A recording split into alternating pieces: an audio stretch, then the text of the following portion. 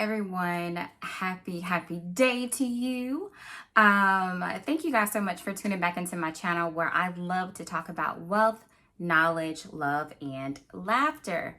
All right, guys. So listen, today I am in the process of just revamping some things as far as my space.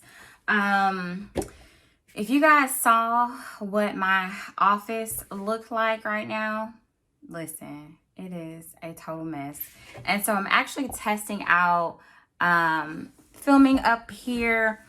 I did a whole lot of organizing a couple of months ago.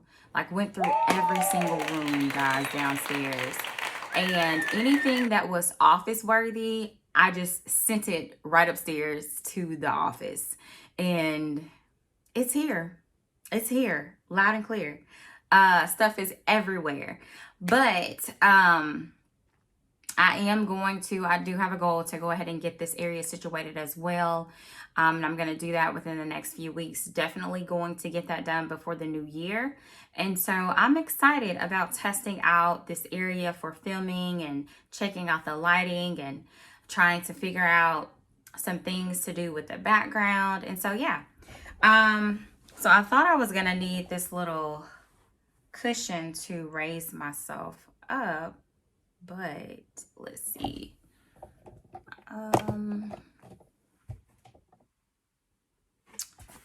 Let's just try it. What the heck? What the heck? Let's just try it. So this is actually the location. This was the main location. Okay, that looks a little better.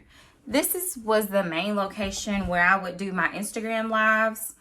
And so I am definitely, like I said, looking back into this space to be able to record YouTube videos as well. So yeah, so I'm super duper excited about that. I hope that you guys are doing amazing today. It's Wednesday. Listen, typically I will upload like on Friday or Sunday, but today's Wednesday. I wanted to go ahead and check this out, and see how it's going to work. So while I'm on here, hey, it's nothing but befitting to give you guys a word for the day, right? Each and every day, just to share a little bit about like my routine. And I know a lot of people have heard me say, I started my self-healing journey in 2020. It wasn't because of COVID. It wasn't because of COVID. I mean, I believe COVID probably had some influences on my mental health at that time, but it wasn't entirely because of COVID. I wasn't sick or anything. It was just like in that moment, I think because COVID really slowed us down and I really had time to sit and think and sit with myself, I realized how broken I was and how I just had not healed and addressed things and been really honest and authentic with myself. And so because of that time of solitude, right, and silence, thankfully, during that moment where we had this, array of pandemic just surfacing the earth, in that moment is when I was able to make the decision to really go ahead and really address my issues, okay? And it wasn't an easy thing to do. I knew that I had some things that I needed to face, some things that I needed to really heal, but I didn't know the significance of that until 2020, and I had the time to kind of silence and sit with myself. And so I always have people ask me, well, what did you do? And how did you start, or what did you do? For me, I was working with in the mental health field with people, with children, actually, at-risk children. And I'm a psychology major, so I've learned different things about the mindset, but typically for me, I didn't really learn how to apply practical steps. Like I knew a few things that I could use to help my clients, but when it came to me, I wasn't applying any practical steps. The only step that I would take that I felt like I knew to take for myself was to go to therapy. But I do know that I will need those check-ins, just like we have to get tune-ups on our cars. We have to check the filters every now and again on our homes. That's me. I will be getting a checkup, every 3 to 6 months, just depending on what's going on. I will definitely be doing that. And what I realized at that time was I wasn't doing any work. Like, I would go to therapy, I would talk, like, right? But one thing, and I think times are changing now and people are starting to realize this. One thing that I realized for me about therapy during the time when I was going years ago, not now, is that you get in there, you talk about all of these problems, and I was probably giving like a couple of steps to do, but I didn't apply those steps. Like, I was just thinking, I just need to go and talk about it. But I wasn't putting in any work outside of the therapy office, which was detrimental for my growth, right? And so I can also remember going to some therapists where they would not give me practical 1, 2, 3 steps. Like, they may recommend a book or something or a small homework assignment, but it was nothing to the magnitude of what I experienced when I started coaching with the Proctor Gallagher Institute. So if any of you are familiar with Bob Proctor, I definitely recommend getting a coach. Like, therapy is good, but in my opinion, you need both. So I have both. So I started that program last year and actually finished this year, and hands down, it has changed my life. So I would definitely recommend a therapist and a coach. Yeah. So started this self-healing journey in 2020, and some of the practical steps that I applied to my life were things that I was basically teaching my clients.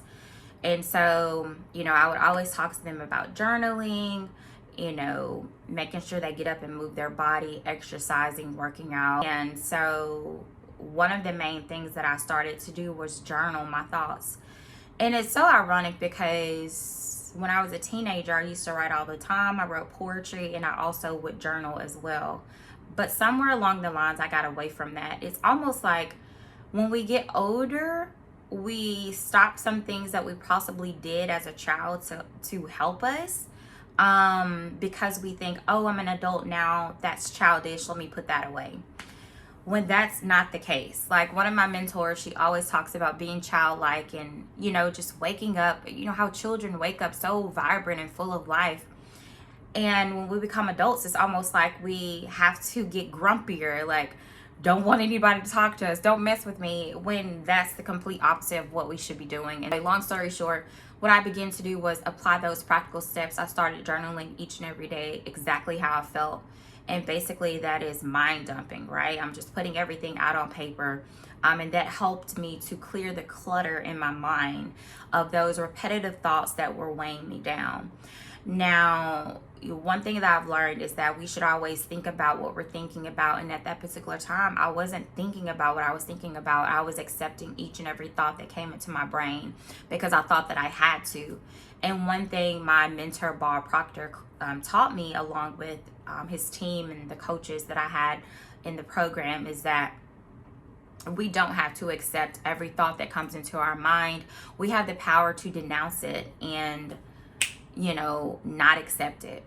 And so our subconscious mind has no ability to accept or reject. But as soon as we feel that thought come into our brain, our conscious mind has the ability to reject or accept it. And so for me at that particular time, I was accepting it in my conscious mind, and it was going into my subconscious, and then it was affecting my actions and my results. And so now I have learned that I have the power to denounce, and I don't have to accept every thought that comes into my brain, which is absolutely astounding for me. And I've always been very intrigued with the brain. That's one reason why I majored in psychology, the behavior of people, right? And so just being a part of the coaching program and beginning to apply my own practical steps to myself helped me to start healing my brain. and rewiring the circuits in my brain so that I can think more clearly, and really hone into tackling my mental health instability that I had at that particular time. What I want to do is to encourage you to do the work. Do the work. In addition to journaling, when I started my journey, I started reading books and applying the steps. I've always been a reader. I love to read. But what I realized is I was just reading just to say, oh, I read this book, I read that book, and just going through the book. As a reader now, like I will take my time to read that book. I will read the same page over for a week. Because I know now my goal for reading that book is to learn it, to apply it, to digest it, so that I can take the principle away and really, really apply it to my life versus just getting another count as far as how many books I've read. For any of you that are suffering with mental health issues, anything from depression, suicidal thoughts, anxiety, I would definitely encourage you to really sit down with someone that can really help you walk through steps. So for some of you, you may not know where to start. So if you don't know where to start, don't sit down with yourself. Reach out to someone that you're comfortable with. Seek a therapist, seek a coach, and or both. Just depending on where you are in between your millions, right? You may not be able to afford both at this moment, but at least seek out one of them if you're able to. I would say definitely first start to tackle your mindset and the things that you have going on in your mind, because not only is it affecting you mentally, but it's affecting you physically, it's affecting your body, emotionally, financially, intellectually. And so I just want to encourage you today to be real with yourself. Be real with yourself. I know for so long I kept this facade because I thought that's what I had to do. I thought that I had to put on this smile even though I was hurting. I didn't know how to cope with so many things that I had gone through. But I'm grateful today that I know I don't have to do that. I don't have to do that. It doesn't serve me when I do that. So being my authentic self is freeing. It's freedom. And I'm so grateful for God and his divine connections. Like each and every step he laid it out. And he will do the same for you. And so I just want to encourage you that there is a light at the end of the tunnel. There is hope on the other side of sorrow. There is a beautiful smile that's waiting for you. There is a beautiful person, the highest version of yourself, that's waiting for you to come and save her. That little girl that went through so many things when you were a child, she's waiting on you to save her. She believes and she knows that you can. That little boy that was abused or ridiculed when he was little, he's waiting on you, King, to come and save him. He knows that you have that ability to do that. So go in that corner of your mind and revisit that place of childhood where you felt abandoned, where you felt abused, where you felt lost, and show up for that person so that you can be free and be the best version of yourself today. It can start now, today. Make the decision today. Make the decision. Yeah, so I hope that this helps someone. Again, I was just getting on here to test out this space, right? You can see like it's messy, you guys. I have to fix it up. But I do know that there's always a word in my belly, right? There's always a word in my belly. And so I just pray that this resonated with you and that it helped you today. Get a coach, get a therapist, and start doing the work. All right. So thank you guys so much for tuning back into my channel where I love to talk about wealth, knowledge, love, and laughter. Be blessed. Have a great week.